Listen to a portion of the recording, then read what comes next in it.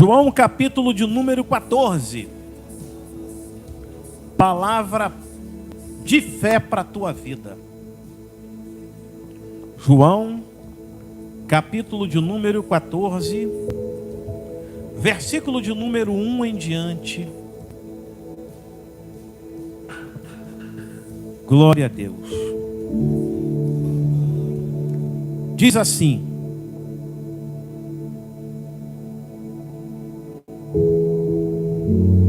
não se turbe o vosso coração. Credes em Deus. Credes em quem? Em Deus. Credes também em mim. Na casa de meu pai há muitas moradas.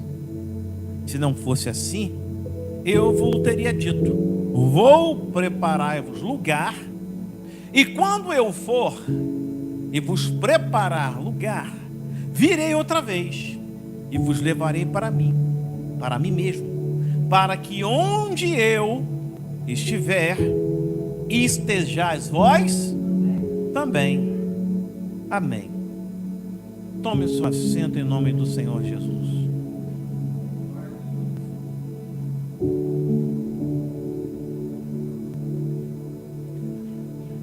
A Bíblia nos mostra, ela nos mostra que existem dois caminhos. Quantos caminhos? Dois caminhos.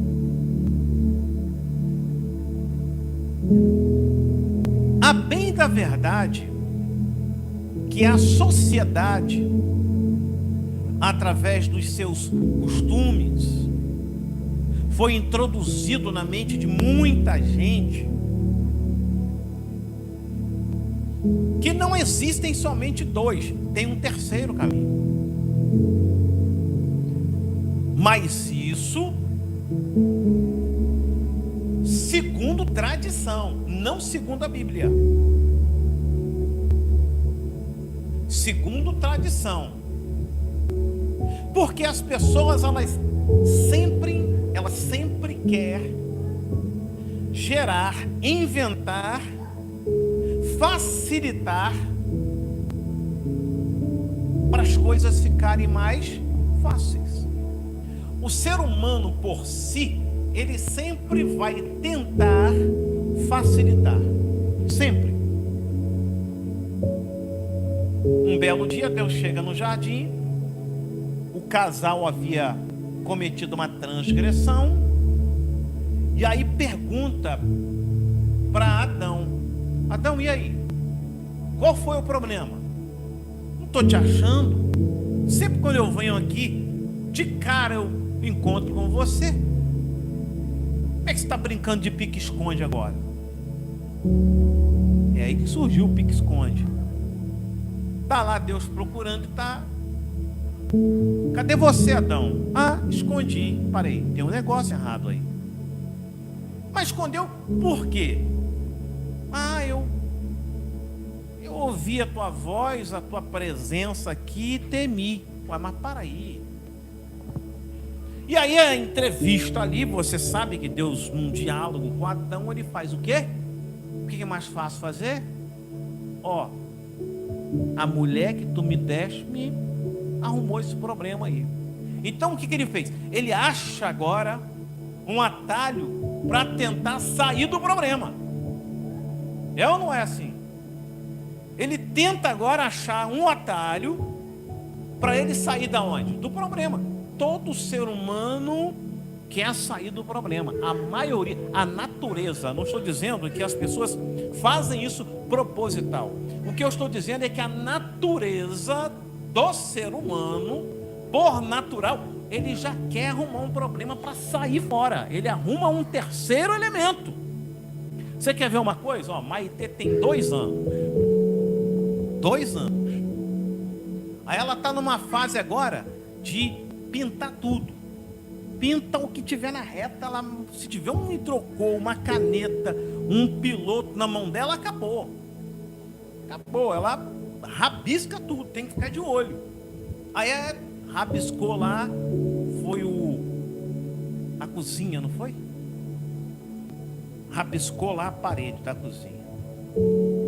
A sorte que é piso. Aí a mãe perguntou: mas quem fez isso aqui? Foi Gabriel. Colocou, falou com o irmão dela. Ó, foi quem, Maite, que fez isso aqui? Foi Gabriel. Cadê que assunto? 2 anos, ó, pulando fora pro terceiro caminho. Você vê como é que é o negócio? Quem fez isso aqui, Maite? Gabriel. Aí Gabriel chega: ó, você que fez isso aqui? A Maite disse que foi você. Olha só. Então ela faz e ó, tenta pular. Saiu fora. Mas isso não é de agora. Isso já vem, ó, de lá. Vamos tentar um terceiro caminho aqui. Só existe 2. Vamos tentar o terceiro para ver se a gente escapole aí, para resolver o problema. Porque, ó, vou tomar uma lanhada, então quero sair fora. É simples. Simples. Só existem 2. Mas o ser humano, a tendência dele é tentar buscar aquilo que é muito mais fácil. Mais fácil. Por exemplo, vem Moisés conduzindo um povo.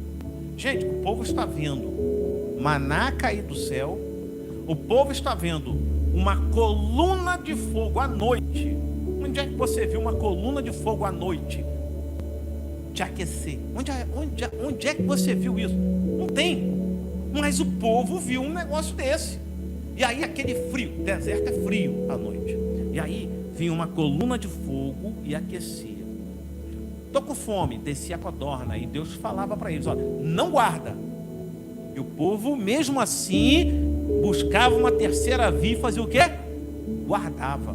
E aí quando olhava, ué, apodreceu. É lógico, a ordem é para você não guardar. Porque o Deus que você serve é o Deus da provisão. Então ele, ó, vai haver uma provisão amanhã, outra vez.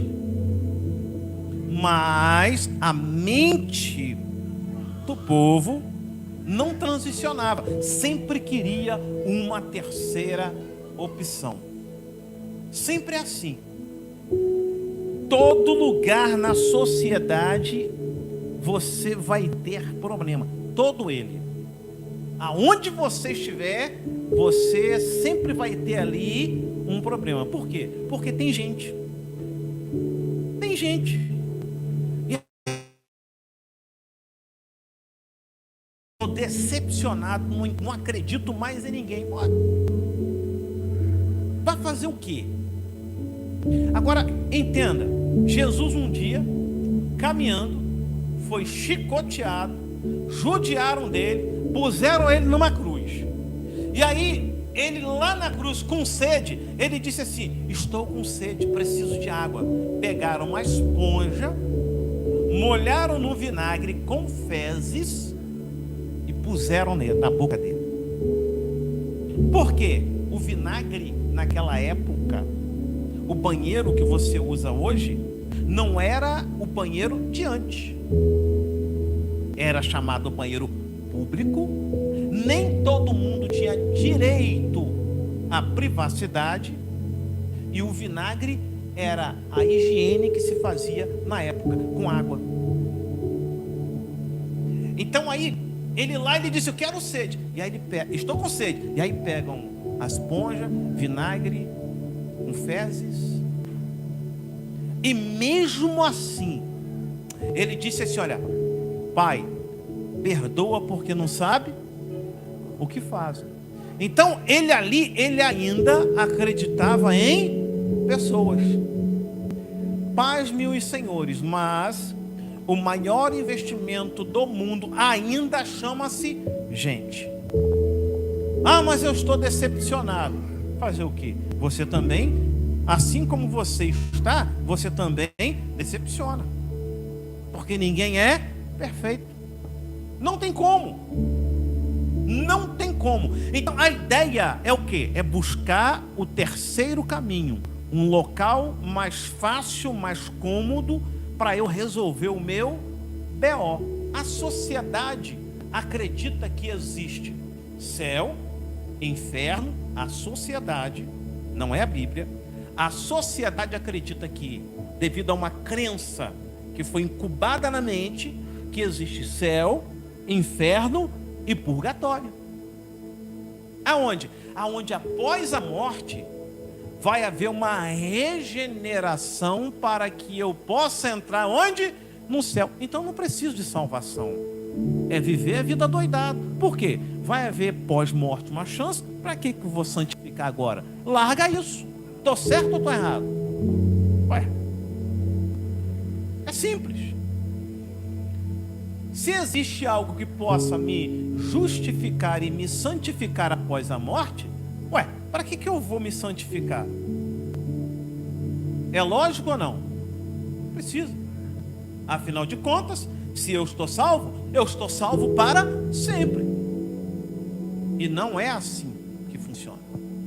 Isso é um terceiro caminho, um elemento perigoso que induz através da crença e através de uma tradição algo perigoso que já entra dentro da satisfação humana, porque o ser humano, a alma dele nunca se alimenta o suficiente, sempre quer mais, e aí vem um problema. Já que esse terceiro caminho me dá o direito de fazer o que eu quero, eu vou ficar nele. Eu vou ficar nele. Só que tem um detalhe. Jesus, ele estabelece alguns critérios acerca do caminho. Um certo dia ele disse assim: olha, eu sou o caminho, eu sou a verdade e eu sou a vida. Ninguém vai ao Pai senão. Então primeiro agora não tem mais santo, não tem mais imagem, não tem mais romaria. Eu preciso olhar para Jesus. E aí, nessa questão de olhar para Cristo, estando nele e olhando para ele, eu preciso entender que, se eu estou nele, e aí Paulo, escrevendo à igreja de Gálatas, diz o seguinte: se eu estou e me batizei em Cristo, agora tudo meu está nele. Se tudo que está em mim está em Cristo, eu preciso agora olhar para um espelho que vai refletir a imagem daquele que vai estabelecer regras para a minha vida. Jesus agora, ele ministra uma palavra dizendo o seguinte: não se turbe o vosso coração. Credes em Deus, credes também em mim. Ou seja, você só pode olhar para um. Você não pode depositar a sua confiança em terceiro, em um terceiro caminho. Se existe céu, se existe o inferno, e a Bíblia mostra isso dizendo: entrai pela porta estreita, porque largo é o caminho que conduz à perdição, e muitos entrarão por lá. Eu fico imaginando o seguinte: a porta estreita é justamente você, número um, se guardar das tuas emoções. Porque uma vez que você não põe um cabresto nas tuas emoções, as tuas emoções irão levar você para o buraco. Não tem jeito. Jesus encontrou com um jovem rico. E aí ele veio todo cheio de marra. As emoções tudo aflorada. Encontra com um camarada e ele diz: ó, Jesus, como é que eu faço para herdar o reino? Ele já sabia. Ele já sabia. Mas ele vem para uma afronta. Jesus olhou para ele e disse assim: ó, você conhece as leis? Não, já pratico. Só que o problema dele estava onde? As emoções. A sede das emoções, o coração dele estava impregnado nas finanças, no dinheiro. Ou você segue adorando a Cristo com a sua lealdade, ou você passa a ter plena confiança das tuas emoções nas finanças. Jesus quer que você prospere, cresça e seja uma pessoa superabundante. E eu profetizo isso sobre a tua vida, que você vai ser uma pessoa superabundante, vai ter para dar e não emprestar. É isso que a Bíblia mostra. Só que tem um detalhe: o teu coração tem um dono, e aquele que você mais alimenta cresce. Quem você tem alimentado no teu coração? É os desejos desenfreados ou é a adoração em Cristo Jesus? Você precisa crer em Deus e crer no Cristo, porque olhando para Cristo, você está estabelecendo princípios que Deus estabeleceu sobre essa terra. E aí ele fala uma coisa muito interessante, olha só: na casa de meu pai há muitas moradas. Que morada é essa? Às vezes nós olhamos para esse texto e nos dá a entender que é o céu. Deus tem um céu preparado para você, sim ou não? Deus tem algo grandioso preparado para você, sim ou não? Só que aqui ele estava falando de algo muito mais profundo. Uma das coisas que Deus, quando criou o ser humano, ele estabeleceu que você possa adorá-lo, para que ele abra a tua visão, e através da tua visão você seja salvo em Cristo.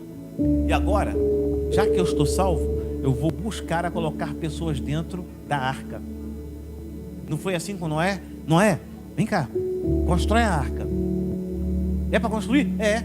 Constrói a arca aí. Mas eu não sou engenheiro, não sou nada. Não, eu vou dar habilidade para você. O Espírito Santo, o Espírito de Deus, deu uma habilidade para Noé. Um dia falou para Moisés assim: Moisés, chega aí rapidinho. Ó, seguinte, vamos construir um tabernáculo aí. Moisés disse: mas Senhor, como que eu vou construir o tabernáculo? Eu não sei bater um prego. Eu sou aqui instruído na ciência do Egito, conheço as habilidades da luta, da batalha, as estratégias do Egito, mas como é que eu vou fazer um tabernáculo? Não tem. Não, faz o seguinte: separa os homens aqui, separa, você que vai separar, e eu vou pôr esse espírito de habilidade, esta unção de habilidade, eu vou pôr do meu espírito neles. Então, ó, quem não era carpinteiro vai ser. Quem não mexe com tenda vai aprender na hora, vai começar a habilidade ali, vai ser na hora, ele vai fazer. Então foi assim com Noé. Ele falou: ó, olha aí, fique tranquilo que eu vou dar habilidade para você e você vai fazer. E depois, anuncia que vai chegar um dilúvio e eu tenho por princípio em mim em salvar todo mundo. Eu quero salvar. E aí sai Noé agora gritando. E aí as pessoas ficam imaginando: ó, velho Gagá está gritando, dizendo que vai vir uma chuva aí que vai matar todo mundo. Imagina a festa, a gargalhada, a zoeira que não foi quando Noé anunciava. Mas aqueles bichos irracionais, Noé colocou na arca. O que Deus quer de mim e de você? Primeiro, o aviso já foi dado.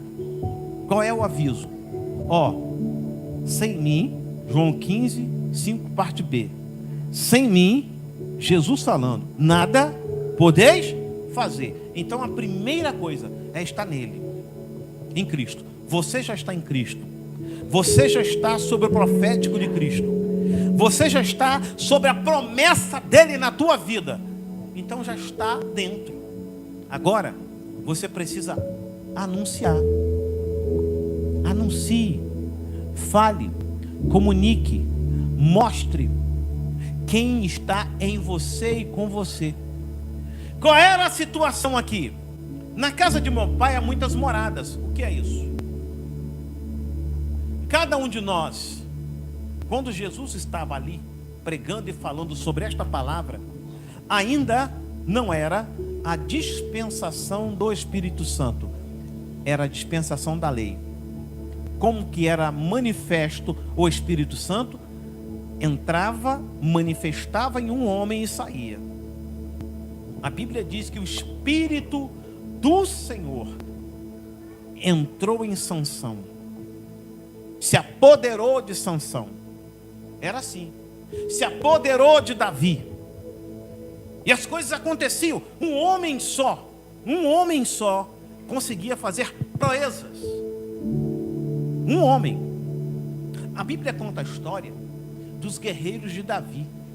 Davi tinha alguns guerreiros, os valentes de Davi. Tinha um homem ali que se chamava Benaia. Brabo. Camarada, a Bíblia diz que no período de inverno, Benaia entrava dentro da caverna e feria 2, 3 leões. Ah, tá de brincadeira. Se a Bíblia não fala isso, como que acredita nisso? Você está vendo um pitbull matando um monte de gente aí, o camarada entrar e matar 3 leões? Quantos estão morrendo com mordida de pitbull? O camarada entra a Bíblia diz que o camarada entrava lá dentro da caverna e feria 3 leões. Ah, tá de brincadeira? Então Deus, ele fazia esse movimento.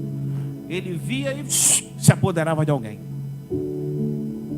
Mas agora Jesus se manifesta e ele diz assim: olha, na casa de meu pai há muitas moradas. O que significa isso? Jesus estava agora apontando para a manifestação dele, não única em um, para a manifestação dele num geral, em forma de Espírito Santo. Antes, ele se manifestava ali, se manifestava lá, proezas aqui, proezas lá. Agora, com a ida de Cristo e a chegada do Espírito Santo, aonde você está, Cristo está também. Se você está no norte, Cristo está lá. Se eu estou aqui, Cristo está aqui. Se você está no Canaã, Cristo está lá. Se você não está no centro, Cristo está lá. Por quê? Porque a dispensação nos trouxe algo muito precioso, que foi a manifestação do Espírito Santo em todos os lugares. Neste exato momento em que nós estamos aqui, neste ajuntamento profético, o Espírito Santo está se manifestando aqui. Quem está lá em São Paulo fazendo a mesma coisa, o mesmo Espírito está se manifestando lá. Isso significa que Deus te separou para algo profético nesta terra. Vai movimentar você em nome do Senhor Jesus. Deus vai te movimentar de forma profética. Olhe para quem está do teu lado e diga: Deus vai te movimentar de forma profética nessa terra. Você é algo preparado de Deus. Não deixe ninguém tirar isso da sua mente. Porque Deus preparou você, pôs o Espírito Santo aí. Você agora só precisa de algo chamado santificação. Por quê? Porque não há um terceiro caminho, há somente 2. E nós precisamos entender que o estreito é o que conduz à perdição. Ah, mas o estreito não pode fazer nada. Não, muito ao contrário. Tem liberdade de tudo. Porém você escolhe não fazer, porque não agrada ao seu Senhor. Não há mais prazer em você. A Bíblia diz: aquele que está em Deus, está em Cristo, não comete pecado. E aí você para e diz assim: para aí, mas existe a possibilidade de não cometer pecado? Não é isso de forma literal que a Bíblia está dizendo. Está dizendo que aquele que está em Cristo, na verdade é uma hamartia, uma palavra hebraica, uma palavra grega na verdade, que quer dizer que aquele que está em Cristo não tem prazer em ficar pecando, porque isso já não traz mais alegria. Então, quando você comete algo, você diz assim: o Espírito Santo logo incomoda. Você, vacilei. E aí você vai lá, pede perdão àquela pessoa. E aí você vai lá, ou ajoelha no teu quarto, ou na casa, ou na cozinha, ou no banheiro, ou tomando banho, e reconcilia. É simples, é fácil. Não tem muita dificuldade.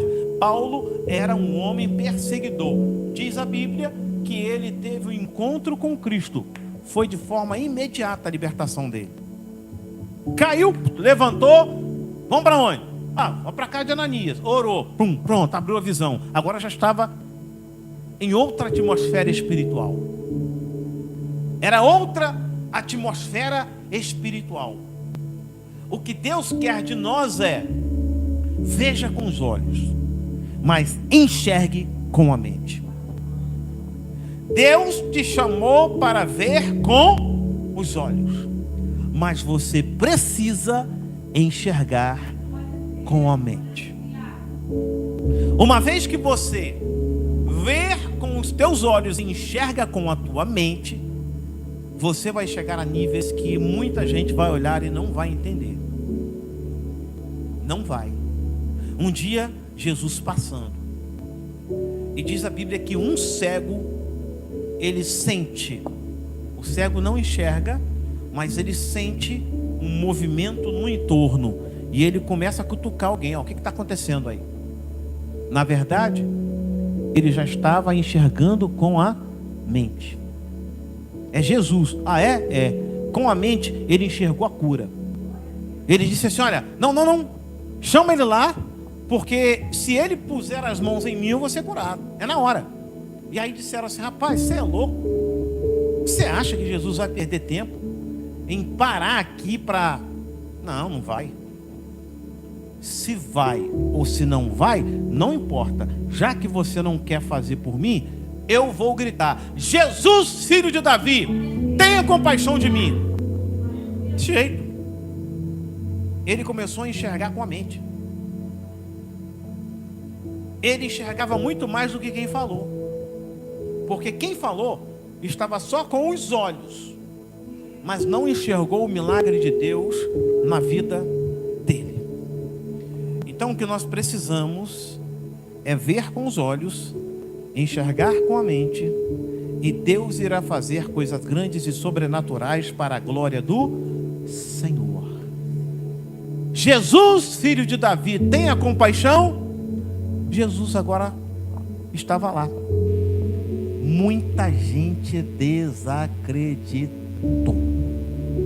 mas não precisa de muito, só precisa que você acredite que o sobrenatural irá acontecer na tua vida. Você carrega algo poderoso do céu que irá fazer coisas grandes nessa terra.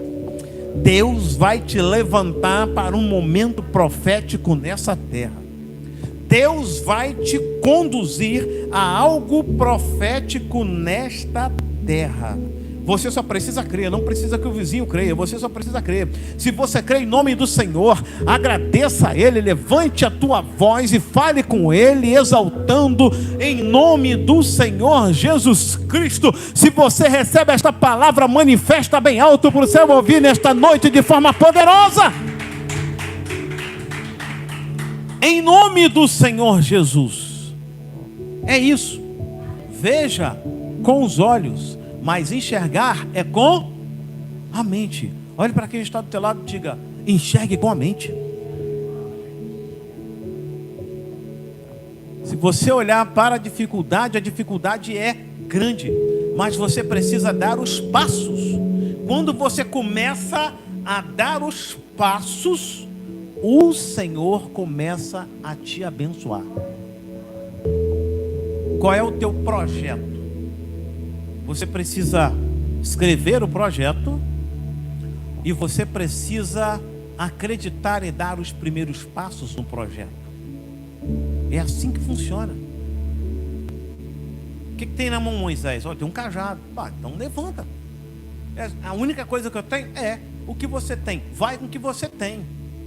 O que tu tem na mão? Um cajado, levanta ele. É desse jeito. E o restante? O restante, Deus vai conduzindo.